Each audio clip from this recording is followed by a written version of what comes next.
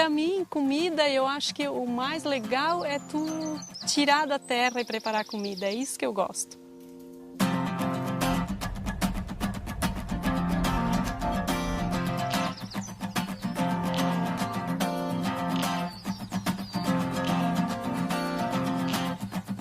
O que as propriedades rurais têm como tarefa, a agricultura tem tarefa, é fornecer alimento para as pessoas.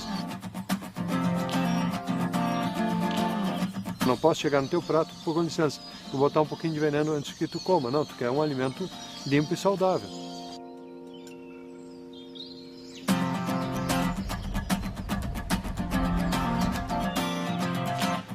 O agrotóxico é um problema sério na agricultura e para as pessoas no geral, para o meio ambiente também, né?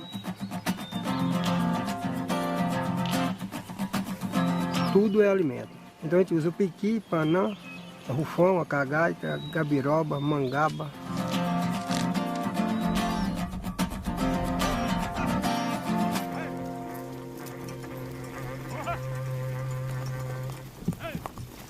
O gado é que ensina, acaba ensinando qual é o nosso manejo, né? A gente costuma dizer que tem que aprender a língua do boi, né?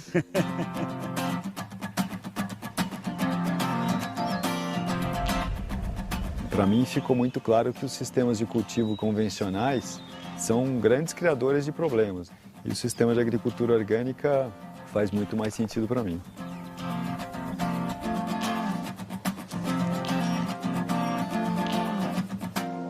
A palavra orgânico é bem interessante, ela vem do grego, relativo a orgânicos, né? Tem a ver com organismo e organização. Se tu tem a agricultura organizada, orgânica, a sociedade toda fica organizada. No momento que tu desorganiza a agricultura, desorganiza a sociedade como um todo.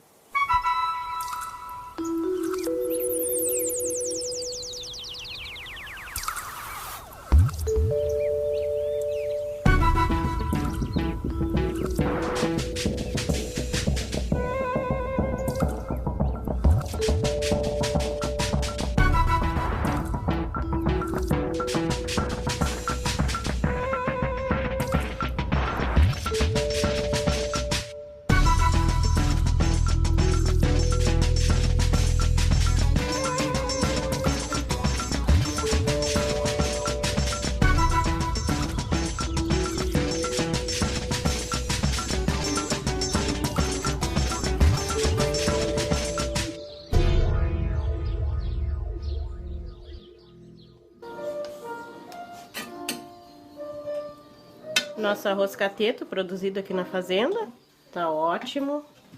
Aipim, né? O feijão e a galinha caipira também, produzida aqui na nossa região, na fazenda. Vamos degustar para ver se tá aprovado. Vamos para a mesa? Esse é um pedacinho de carne de galinha. Te incomodei bastante. Alegre a vida do cigano, o lar dele é a Mata Virgem. Lustig Zigeuner leben Faria Faria. Braucht dem Kaiser kein Zinsen zu geben, Faria Faria. Lustig ist im grünen Wald. Então, quando nós começamos aqui em 1983, a propriedade estava dilacerada, além de contaminada com produtos químicos, era um deserto químico, a gente podia dizer, que não crescia mais gramíneas, né? O pasto não se desenvolvia mais. E assim a gente começou o trabalho. Então, aqui à esquerda nós temos o plantio do arroz negro, agora é restevo, o gado está aproveitando, e do outro lado temos o plantio de arroz grão curto, variedade japônica.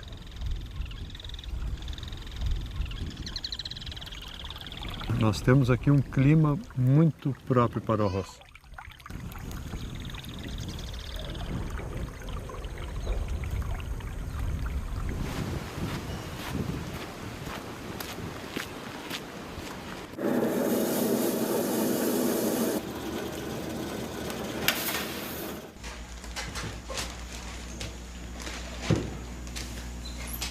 Quando diz que a produção orgânica não será suficiente para alimentar o mundo, isso está baseado numa mentira, com a intenção de repeti-la muitas vezes até que ela se torne verdade.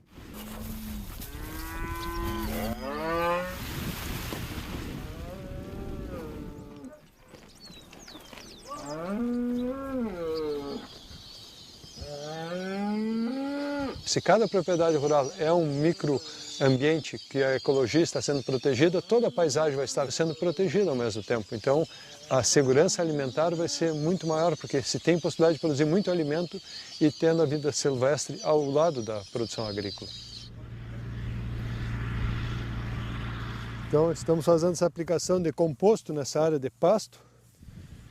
E essa área, ela serve de pastoreio para as vacas leiteiras, para o leite da fazenda. São composto elaborado aqui na fazenda mesmo, onde são colocados preparados biodinâmicos, que são feitos com plantas medicinais, a urtiga, dente de leão, o carvalho e a valeriana. E agora nós vamos botar um pouquinho de valeriana para ficar mais 15 minutos junto e ela receber um impulso para ajudar no processo do fósforo e dos minerais dentro da lavoura. Então vou botar umas gotinhas aqui.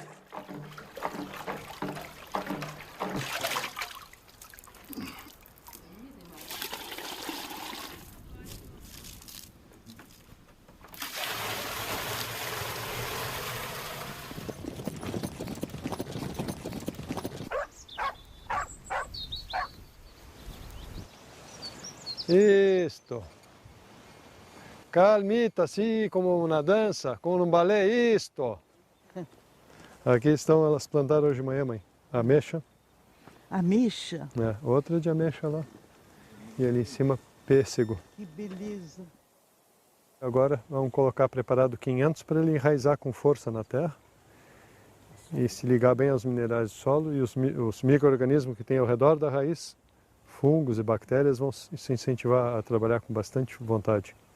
Na verdade, são os anõezinhos que vão estar trabalhando embaixo da terra para nós com esse preparado, né?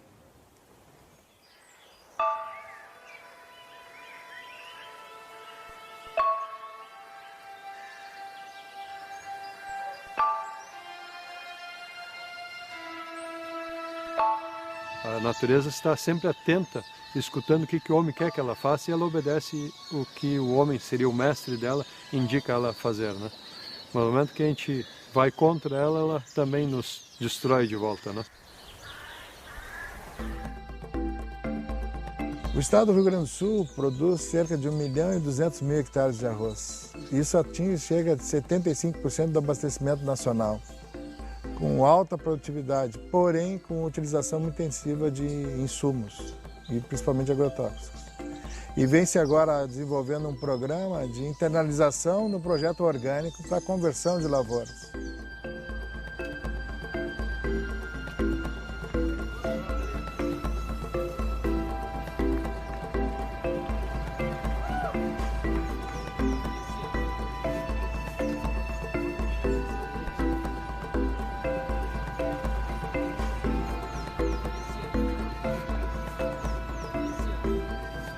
É uma grande dificuldade vir nessa feira, porque a gente não consegue sair dela.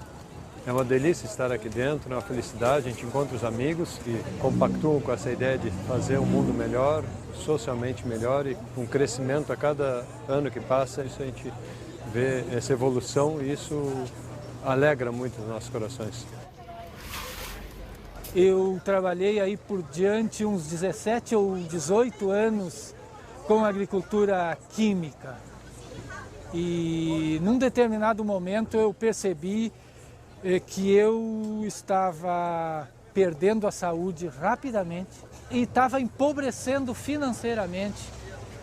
Então, com essa conjuntura, com esse pano de fundo, foi possível tomar a decisão. Isso é importante.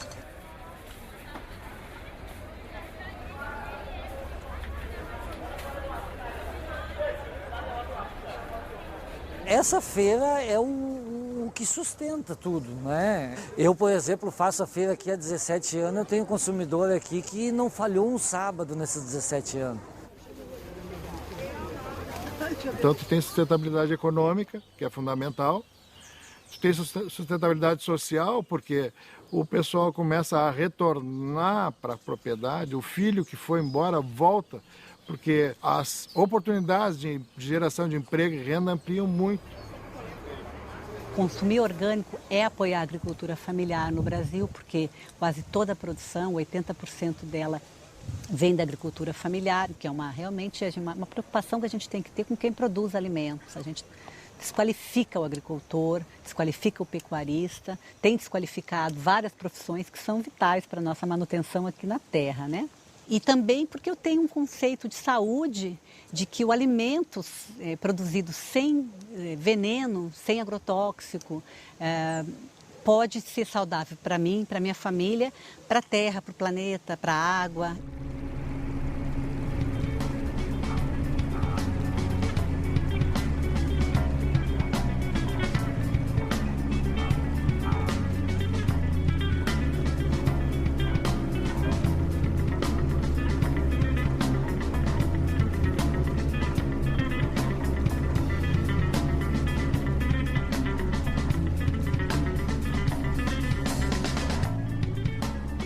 Tem em torno de 500 famílias que são cadastradas no projeto do INCRA. A gente somos o ribeirinho, né?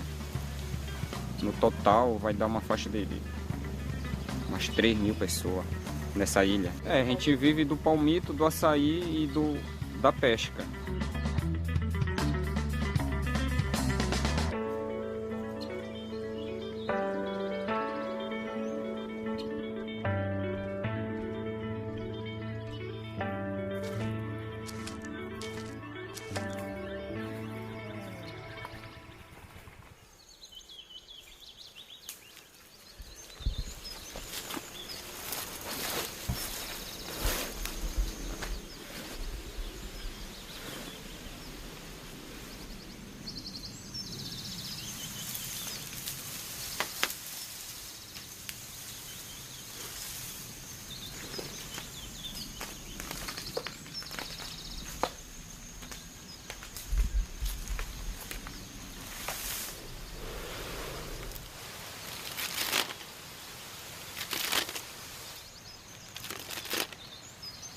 Esse açaí aqui, quando a gente vem tirar ele, a gente usa um plástico para quando arriar ele da rama, colocar em cima do plástico, para não ficar na terra. E quando a gente vai desbolhar ele do casco, como eu desbolhei agora, né? A gente tem que usar luva, porque para não pegar, a gente já sobe na cezeira com a mão, a gente não sabe o que está subindo na cezeira, para não ter contato com os negócios de bicho, né?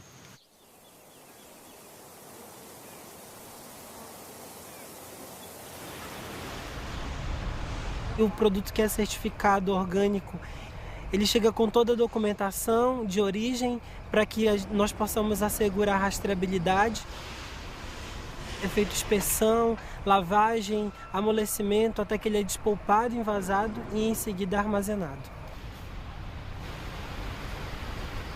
Desde 2006 nós começamos a exportar e no nosso primeiro ano de exportação veio a necessidade de certificar parte dessa produção, já que o mercado de origem, que era os Estados Unidos, queria produto orgânico. Quando a gente não está tirando o açaí, a gente está tirando o palmito, né? A gente sai de manhã, a gente tem uma equipe que a gente trabalha no mato para a gente tirar o palmito, para a gente vender, porque isso é a sobrevivência da gente aqui no sítio, né?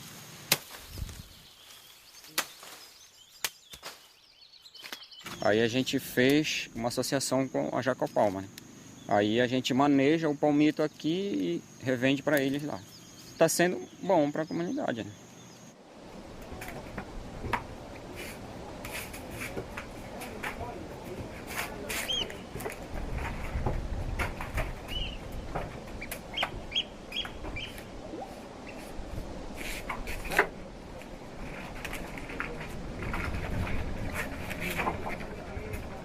Então, esse fruto, essa árvore que ele corta, traz para a gente aqui na fábrica, é feito o batalho, que é a primeira limpeza, a retirada das cascas. Depois ele vai para o refino, onde é feito já numa área fechada, que tem toda uma asepsia, é feito a segunda limpeza das cascas. Depois entra na produção, onde ele recebe um molho, a salmoura no caso, né? Recebe um banho de salmoura. e depois ele é envasado. Esse invase é feito dentro de uma sala hermética de produção, que a gente chama até de centro cirúrgico pela qualidade. Os potes são lacrados e vão para o cozimento. Daí ele recebe o vácuo, né, e é classificado, feito análise laboratorial, quarentena, todo esse processo para posterior liberação do lote. Que na realidade é um manejo que o próprio Ribeirinho ensinou a fazer. Porque hoje ele sabe que o açaí dá muito mais que o palmito, ou seja, o palmito é subproduto do açaí. Então o Ribeirinho, sabendo disso, ele só vende o palmito na época que não está vendendo o açaí, né, entre safra. E com isso ele mantém a sua renda. O açaí é o alimento principal. Todo dia a gente toma com mingau, toma no almoço, ele toma na janta.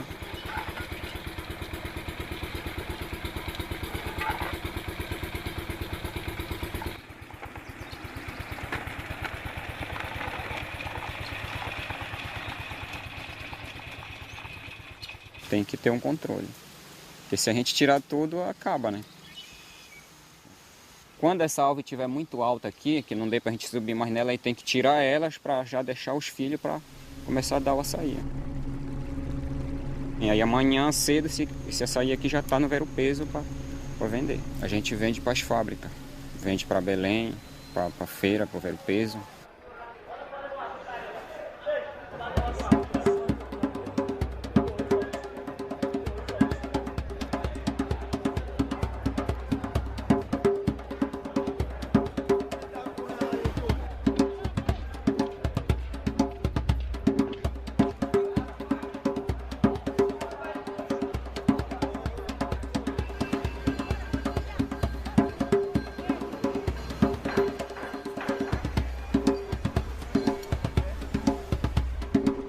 O maior consumidor de açaí do mundo somos nós, os paraenses, né?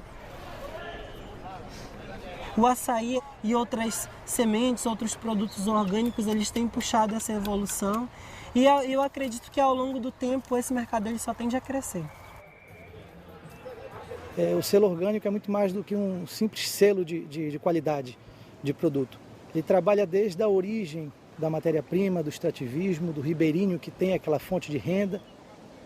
É importante salientar que o orgânico não está só numa questão de não ter nenhum tipo de agrotóxico ou conservante, não é isso.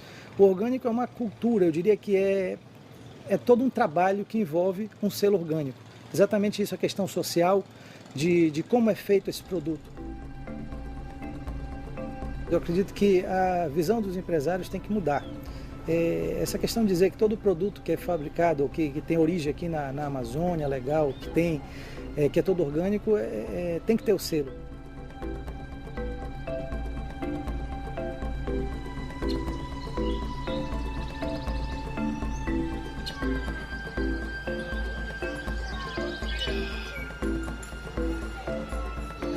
A certificação nada mais é do que uma verificação, né, por alguma empresa externa de que aquele empreendimento ele cumpre com as normas de produção orgânica. A gente verifica aspectos desde manejo, né, de plantas, de solo, biodiversidade, a questão do bem-estar, a questão do respeito ao ser humano.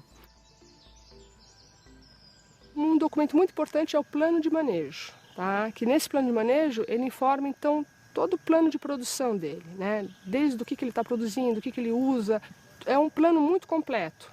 Então a gente verifica esse plano de manejo e depois então nós vamos a campo. Vemos a questão do manejo do solo, como que ele está fazendo, com o controle de pragas, doenças, como que ele está usando o esterco de galinha, se está fazendo uma compostagem, não está. Então isso tudo a gente verifica a campo. Então vamos ver, isso aqui é um produto à base de ninho, né, que é produzido pela Base Fértil.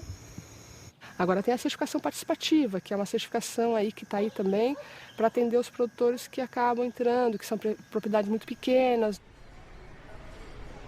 A certificação participativa ela é uma certificação em rede. As próprias associações, as próprias instituições que compõem isso, elas se autofiscalizam, né? Então, tipo assim, se um produtor tem problema, esse problema é de todos. A certificação participativa, ela é belíssima na sua concepção e ela vai trazer um outro elemento que é a discussão do alimento local, da agricultura local, do que é possível e que deve ser feito localmente. A gente teve a regulamentação da lei de orgânicos aqui no Brasil, porque antes qualquer produtor poderia vender o seu produto e colocar como sendo orgânico. Então isso profissionalizou o setor, criou credibilidade. Então isso foi um grande avanço que nós tivemos então desde 2011 aí. Nós passamos a fazer o processo de certificação formal. Antes nós tínhamos o produto orgânico vendido através da confiança, né, no mercado local. Quando nós passamos a comercializar no Brasil inteiro, já não se conhecia mais o consumidor. E aí a certificadora foi fundamental para dar credibilidade ao nosso produto.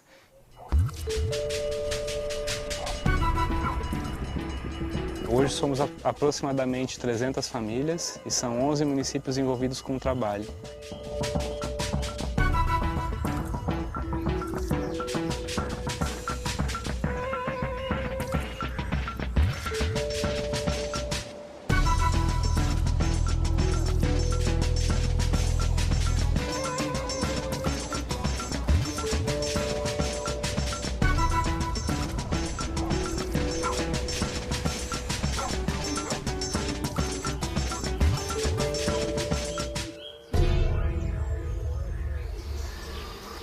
Não precisa ter medo que essas abelhas não picam.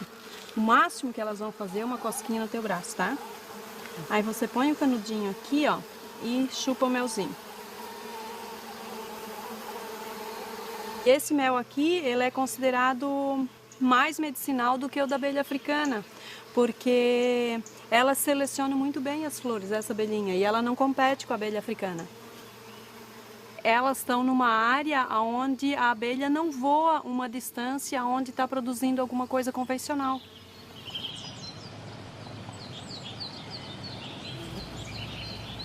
Aqui tem flor de tudo quanto é tipo, até flor de planta medicinal que tem ali. Eu deixo uns pés para florescer, para a abelha pegar o néctar para fazer o mel.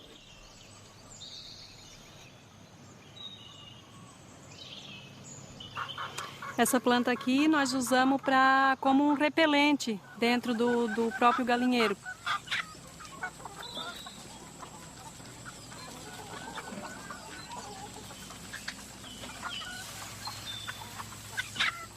Eu produzo galinha de postura, né? Aí precisa ter uma medida, uma dose diferente da ração do que para galinha de corte.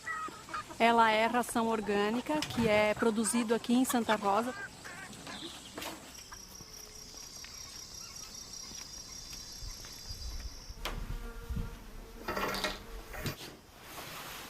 Me revoltei muito porque a minha mãe ficou muito doente quando a gente começou a plantar fumo. Na época eu era quase criança, mas os instrutores de fumo vinham e falavam que era remédio. Então isso hoje tem uma revolta grande para mim, porque que remédio é esse que tem uma caveirinha com uma cruzinha na frente? Na nossa alimentação, a gente usa pouco carne de gado, então usamos mais o porco que a gente cria, o peixe, a galinha, ovos, e aí de tudo que a gente planta aqui, né?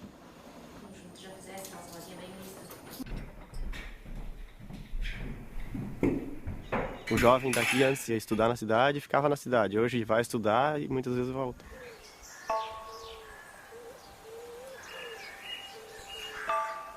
Eu fui para a França uma vez para conhecer as propriedades lá da colhida na colônia e ver se eu posso aplicar coisas de lá aqui. Muito interessante, é outra realidade, mas muito próxima da nossa.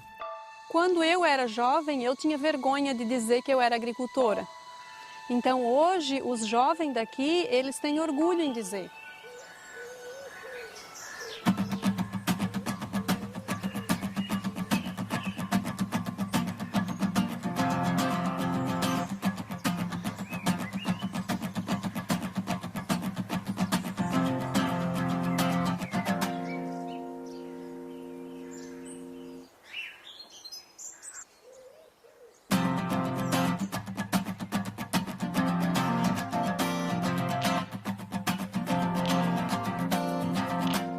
feijão e aí carne de porco. E aí arroz e mandioca. Tudo é só o arroz que é comprado. Aqui o óleo de piqui. Tempera a salada. Esse é da safra passada, né? Que agora ele encontra com outro. Né? A gente tira, guarda, dá para comer o ano todo.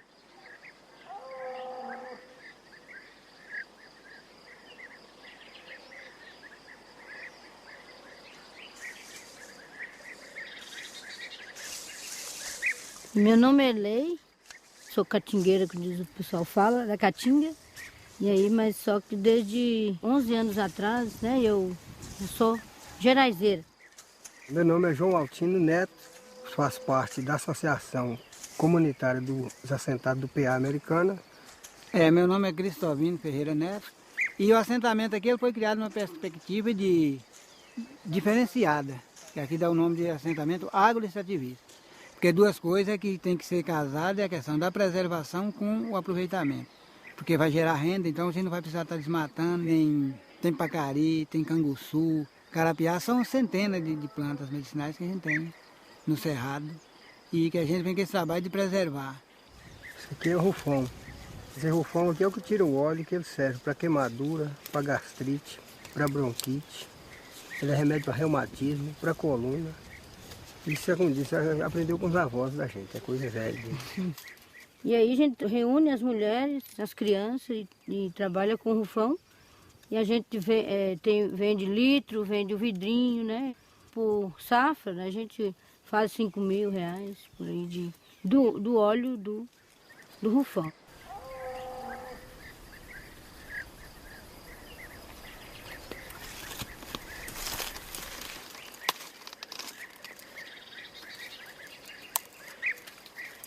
Aí a gente usa o abacaxi no consumo, né? Em casa e também entrega para a cooperativa, Grande Sertão. Porque um dos nossos desafios ainda é a questão da comercialização. Então por isso que a gente faz parte da cooperativa Grande Sertão. A farinha está vindo lá do assentamento americano, lá do Cristovino. E a cachaça? Que é um espaço das populações tradicionais, da gente poder estar trazendo os produtos dos agricultores familiares, para a gente poder divulgar e comercializar os produtos da agricultura. A cooperativa hoje é um espaço, né, de beneficiamento, né, para que a gente possa agregar valor aos produtos e acessar o mercado. Nós atuamos em 36 municípios aqui na região do norte de Minas. Nós temos um quadro de 176 cooperados com um público hoje de 1.500 famílias.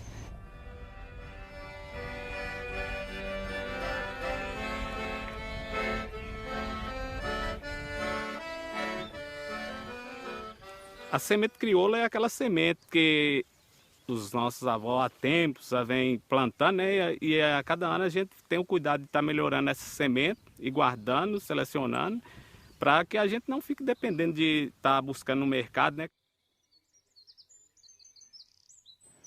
Esse aqui é o feijão mangalô, e que era muito usado antigamente os quilombola, o pessoal dos Gerais, o geraizeiro, consumia muito esse feijão mangalô. Esse é o feijão roxinho mineiro, um feijão muito plantado antigamente aqui na região e que hoje está quase em extinção. E esse aqui tem mais de 100 anos que vem plantado pela minha família e graças a Deus a gente não deixou perder. Essa é uma variedade de milho dos índios Tupiniquim, é uma variedade de milho doce, e que sabemos que o milho doce ele só tem 3% dos milho que existem.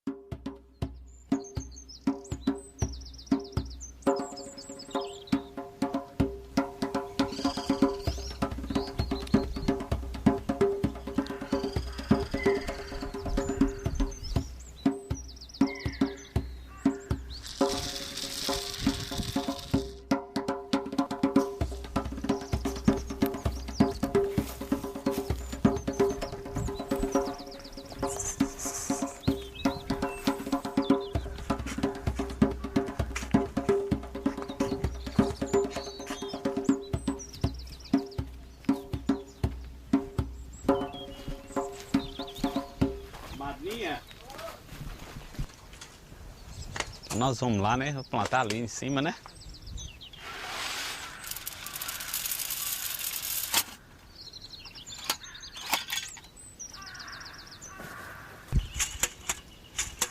Gosto demais. Esse serviço aqui mesmo de matraca, a maioria é os homens que fazem. Aqui em casa tem 4 homens, mas é eu que sei plantar com essa matraca. Eles mesmos conseguem. Eu saio para a roça assim para trabalhar, né? A gente vê os frutos, a gente vê as plantações, a gente fica muito alegre e sempre na esperança de colher frutos bons, né? E ensinar também a família, os filhos também a crescer, trabalhando a mesma cultura que a gente trabalha aqui, que é onde que muitas vezes na cidade a gente pensa que as coisas é muito boa, mas bom mesmo é essa vida aqui que a gente respira, planta, colhe.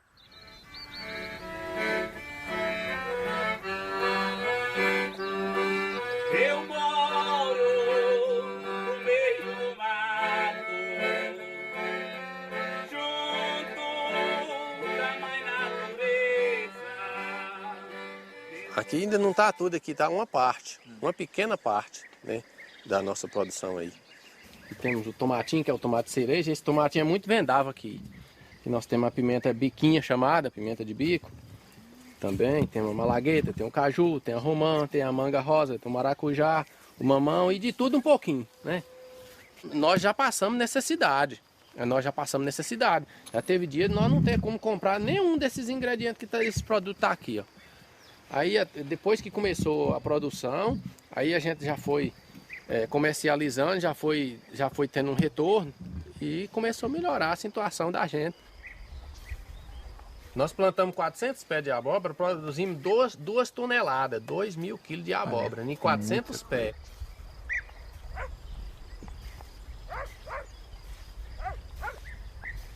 O sindicato teve um contato com o pessoal do CAA, convidamos para a gente ir assistir lá uma capacitação.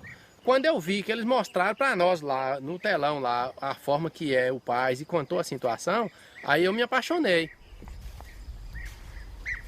Esse projeto PAIS é um projeto nacional. Hoje tem mais de 5.000 unidades em todo o Brasil. Esse projeto visa realmente levar essa tecnologia social para a pequena propriedade rural, sobretudo assentamentos, para que eles possam com isso gerar renda e com isso se desenvolver.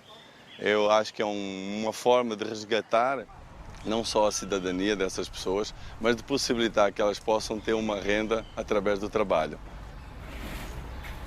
Então, é uma pequena tecnologia social que hoje custa em torno de 4.500 a 5.000 reais, em que você, disponibilizando para o pequeno produtor, ele consegue, por assim dizer, dar uma organização à sua produção.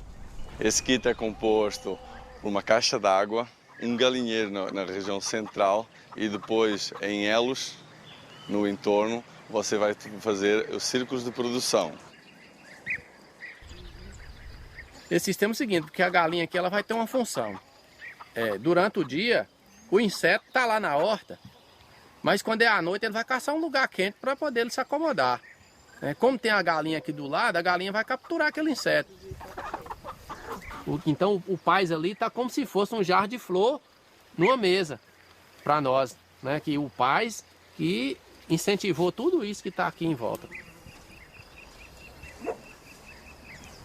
A gente não vive sem a verdura, né? E eu trabalhava muito fora também. Aí depois da horta, eu nem lembro mais de trabalhar para os outros. Verdura, nunca mais eu comprei nada. Eu nem entro em sacolão. Só aqui, só daqui. Então, é uma coisa que ajuda a gente demais. Não tem nenhum tipo de veneno, nós não passamos nada em veneno. Fica tudo por conta de Valtinho. O alface está assim. Peraí, né? Eu vou bater uma calda aí que vai melhorar. Esse aqui é o carro-chefe aqui. Nas caldas repelentes que a gente faz aqui, é essa planta aqui que é o NIM. Trabalhava numa empresa que usava muito agrotônico. Às vezes a gente nem comia as verduras lá, eles davam cesta base pra gente. Aí eu tomava medo de trazer aquilo pra minha família. Eu intoxiquei fazendo a pulverização. A gente utilizava o veneno para matar lagarta, né? Matar inseto, para matar o próprio mato. E a gente foi vendo como que eram as coisas. Aí eu aprendi a trabalhar. Hoje eu não utilizo agrotóxico. E eu aconselho os meus vizinhos não utilizar. É outra saúde para a gente tem certeza. E eu pretendo continuar. Pretendo crescer, eu estou crescendo aos poucos. Eu plantava 2 canteirinhos, eu já cresci, eu pretendo crescer mais. Tchau, gente. Obrigada por tudo. Obrigado.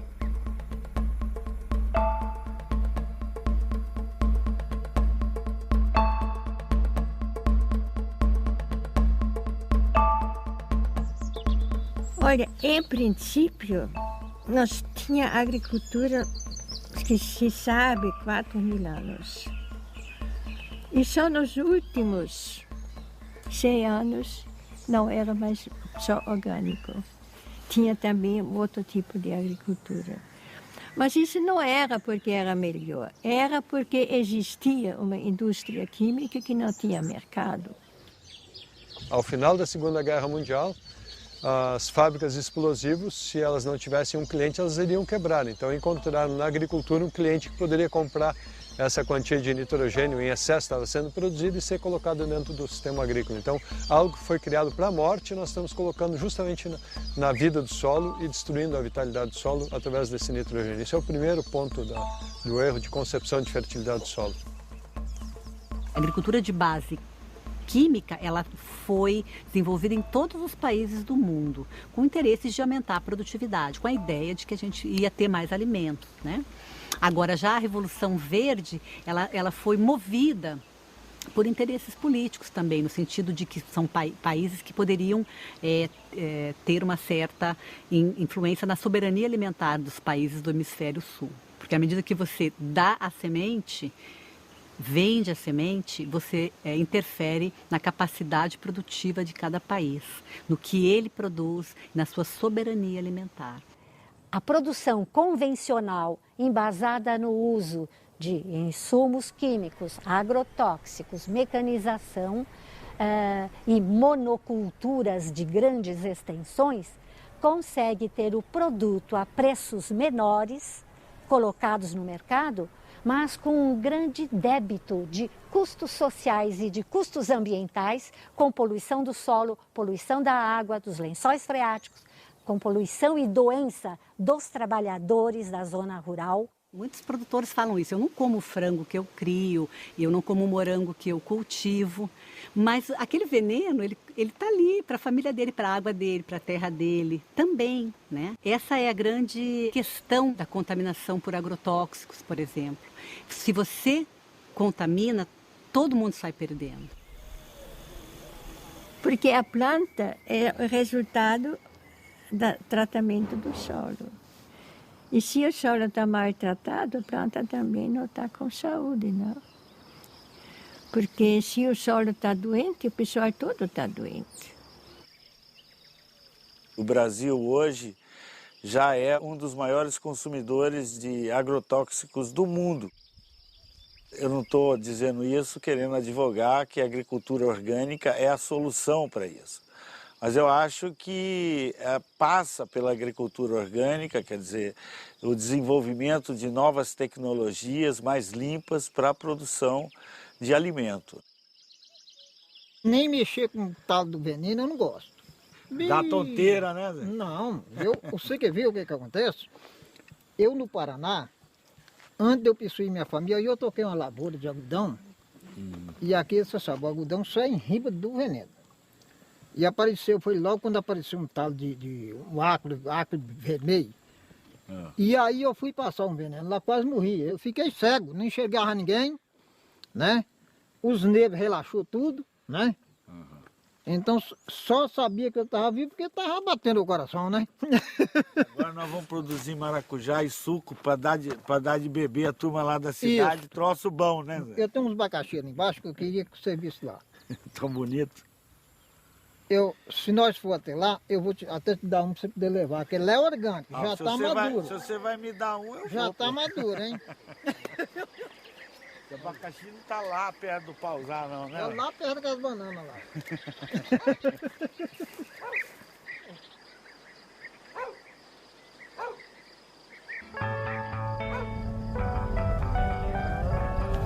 Mas todo gado do Pantanal, ele vem andando. Isso é bom que o estresse é muito menor do que você botar um gado dentro do caminhão.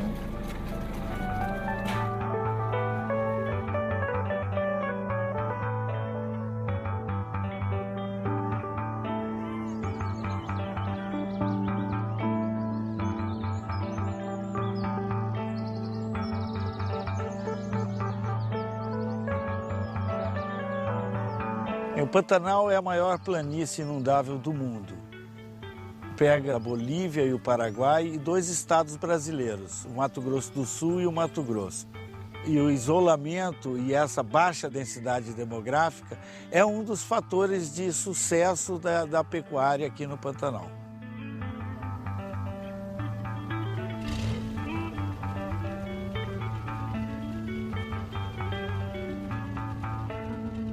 Aqui a gente está na beira do rio Taquari, que é a divisa entre 2 pantanais. Vários são os motivos que fizeram com esse casamento perfeito e harmônico entre a pecuária e o bioma pantanal. A comida para o gado é nativa, quer dizer, a gente tem grandes extensões de campos nativos com pastagens de boa qualidade, né? A Embrapa identificou por volta de 23 espécies de gramíneas diferentes, né? Isso dá um sabor e determina algumas características da carne pantaneira. Toda essa história levou com que esses pantaneiros tradicionais criassem a BPO, a Associação Brasileira de Produtores Orgânicos, exatamente porque identificaram aqui uma oportunidade de continuar fazendo uma pecuária extensiva sem uma intensificação que levasse a um impacto ambiental maior.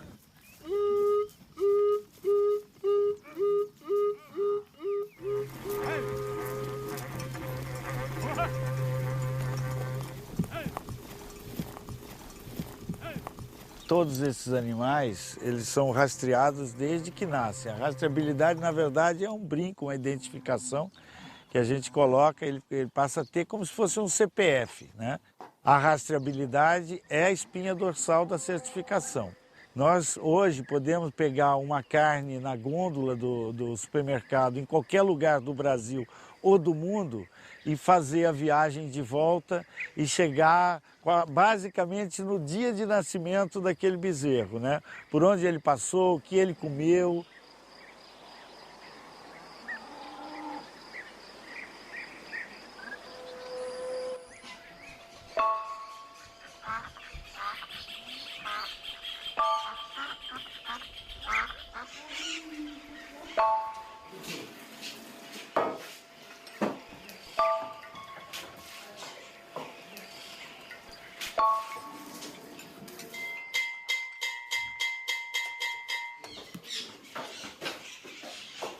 Evaldo, ele curou 60 bezerros só lá na Curitiba, num dia, só numa pegada.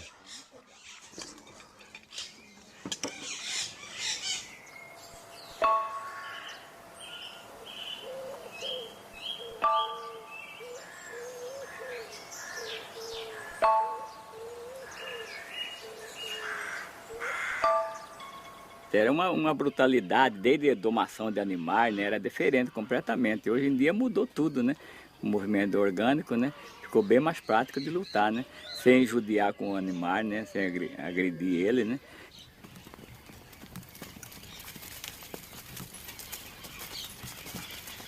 O meu umbigo está enterrado nesse lugar. Cada pedaço dessa casa tem um significado muito grande para mim. A história da nossa família se confunde com a história dos pioneiros aqui do Pantanal. Até dizem alguns historiadores que o boi que trouxe o homem para o Pantanal, né? Um estudo recente encomendado por algumas ONGs de preservação chegou à conclusão que essa região da Inhacolândia ainda mantém 87% da vegetação original intacta. E nós temos mais de 2 séculos de pecuária instalada aqui.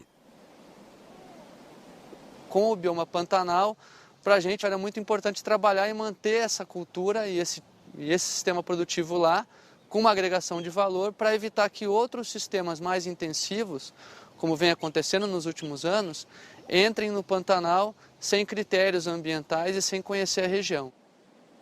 O que talvez possa facilitar o acesso de mais fatias da sociedade brasileira é um pouco de políticas públicas dos governos. Um exemplo é a questão do uso de carne orgânica e produtos orgânicos na merenda escolar da Prefeitura de Campo Grande, né? que foi uma iniciativa muito interessante e que tem outras prefeituras do Brasil que estão começando a fazer isso. Quando a gente percebeu que nós tínhamos aqui toda a mão de obra, toda a matéria-prima relativa aos produtos orgânicos, nós inserimos mais até do que os 30% estabelecidos pelo Ministério da Educação de produtos orgânicos na nossa merenda escolar.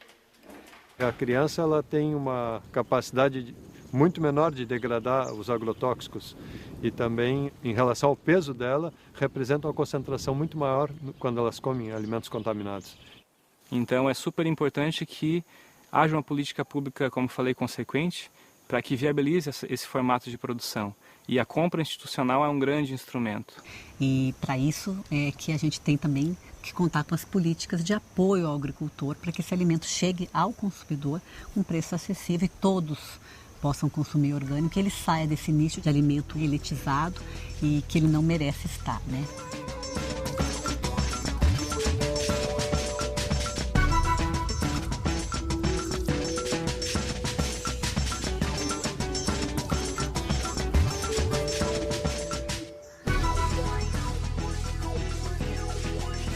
A fazenda foi comprada quando eu nasci e adorava vir para cá quando era moleque, vinha aqui, tinha uma ligação muito grande.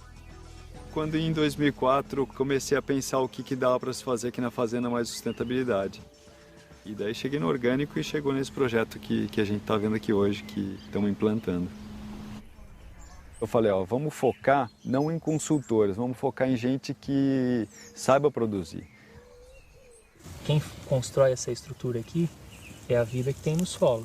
E essa vida, ela precisa de comida, que a comida é a matéria orgânica, ela precisa de umidade, ela precisa de temperatura. A gente tem uma escala aqui grande para orgânico, né? Então a gente está precisando desenvolver bastante coisa. A fazenda é muito grande, tem 1.400 hectares, a gente tem uma área da fazenda que já vinha produzindo citros convencional. Implantamos primeiro a área das frutas orgânicas, que são as plantas que demoram mais para começar a produzir, as aves. Depois implantamos o gado de leite, toda a infraestrutura de beneficiamento dessa produção, então laticínio, packing de ovos. Nosso grande desafio agora é fazer a conversão de toda a fazenda para o sistema de produção orgânico.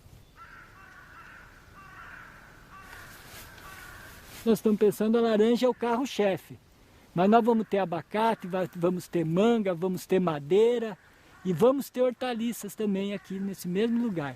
Então um dos segredos da agrofloresta é esse, tá vendo? Está plantando plantas que acumulam matéria orgânica para dar para que precisam até formar a nossa floresta aqui. E aqui é uma área de 70 hectares, todos pastos irrigados, 340 pastos de cerca de 1.000 metros quadrados. E então aquilo que eu sempre brinco que o nosso leite está aqui, esse verdinho é o nosso leite.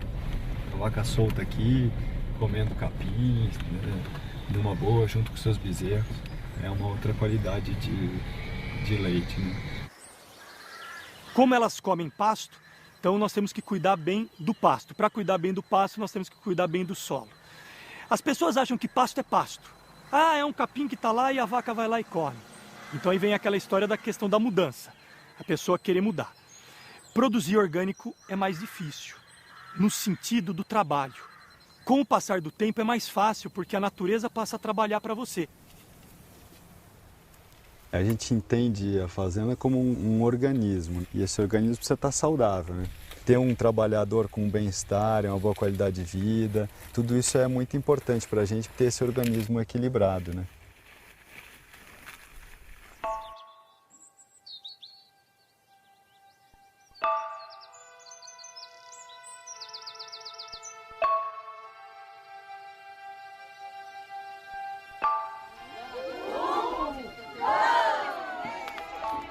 A gente tem a escola de educação infantil, em período integral. Aí a gente tem um projeto para adolescentes no contraturno da escola. A gente tem trabalhos na saúde de naturologia, um trabalho com a parte da cozinha, de alimentação muito forte.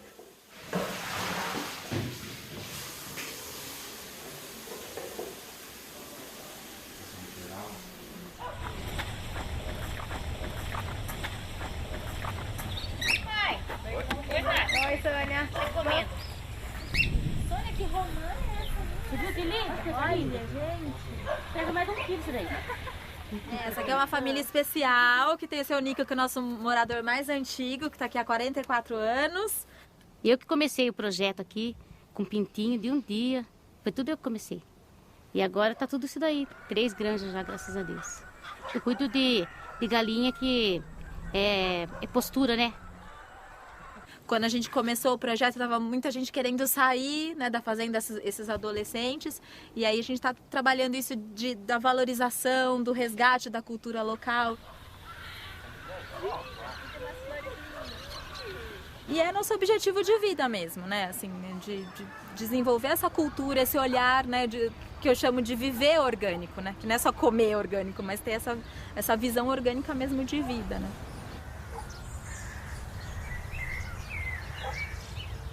Você tem que respeitar os ciclos da natureza, respeitar as épocas, que eu acho que também é um aprendizado que o consumidor precisa fazer, de começar a respeitar um pouco, né, as épocas das frutas. Manga só dá no final do ano. Se você quiser comer manga o ano inteiro, você vai acabar comendo manga da Ásia. Então, faz sentido você comer manga da Ásia? Talvez não, né? Nossa barriga, Gi, abre a barriga. Olha lá, toca no...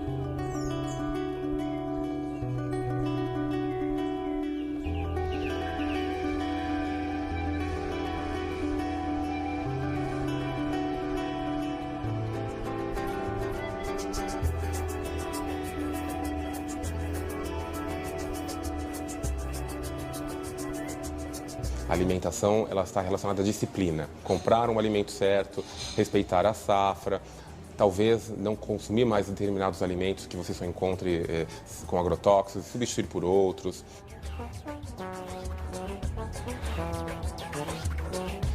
E eu me especializei em alimentação funcional e até fundei um pioneirismo que é a gastronomia funcional.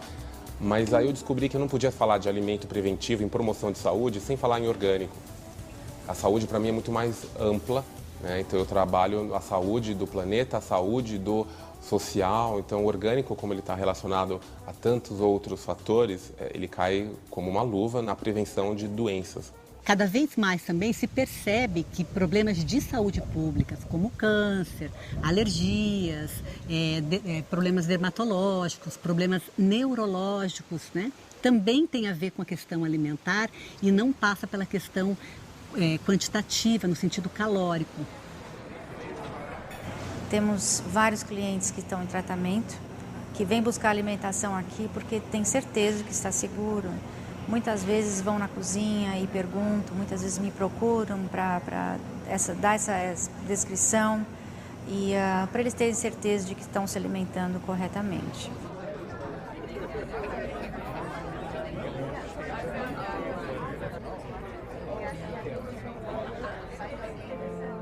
Eu acredito que a grande revolução virá por conta do consumidor moderno, né, que está preocupado com a sua segurança alimentar e com as questões ambientais do planeta, ambientais e sociais.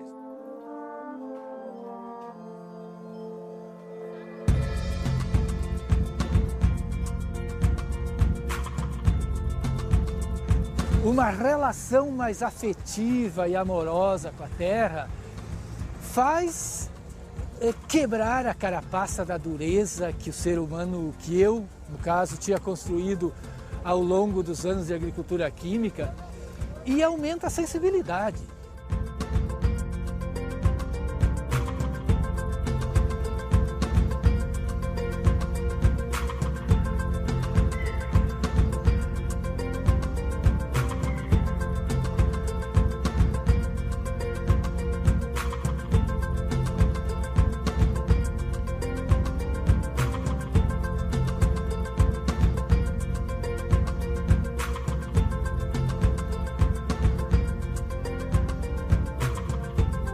teu destino depende de ti. Pois a partir do momento que a pessoa não depende mais de insumos externos e começa a virtuar com uma produção maravilhosa e começa a ter o reconhecimento na relação com o mercado, bom, isso aí floresce e está florescendo com uma velocidade muito linda. Isso está sendo um momento maravilhoso, cada vez mais intenso.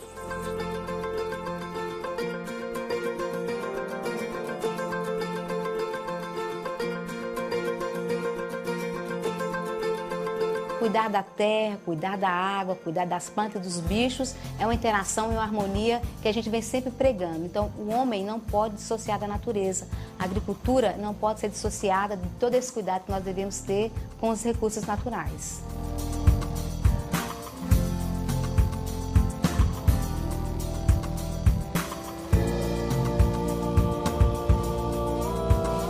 Somos nós que construímos a sociedade, então nós podemos mudá-la.